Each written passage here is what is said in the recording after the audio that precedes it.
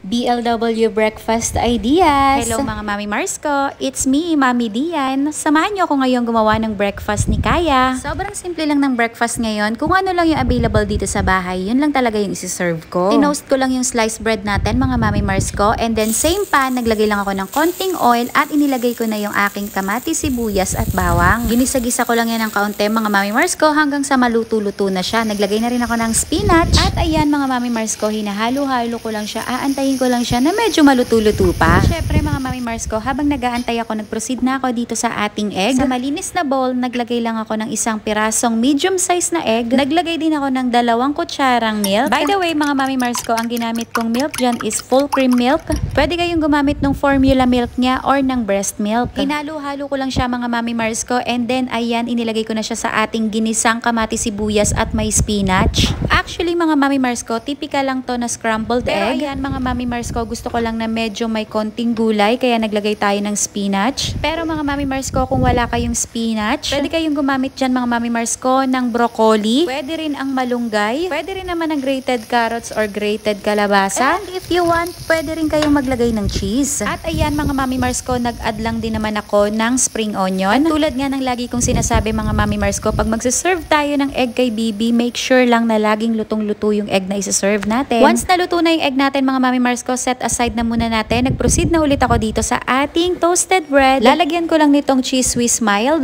First time ko lang matatry to mga Mami Mars ko, pero tinikman ko, masarap naman siya. At alam ko din na magugustuhan to ni Kaya. At the same time, mapapatry ko din sa panganay ko kung magugustuhan niya. At ayan na nga mga Mami Mars ko, inilagay ko na yung ating toasted bread. Inilagay ko na rin yung ating ginawang egg na merong spinach. Naglagay din tayo ng orange. At ayan na mga Mami Mars ko, ready to serve na ang napakasarap nating breakfast para kay baby. O diba, sobrang dali lang niyang gawin, plus healthy pa. At gumawa ka na rin ito Mami Mars ko ha. O siya.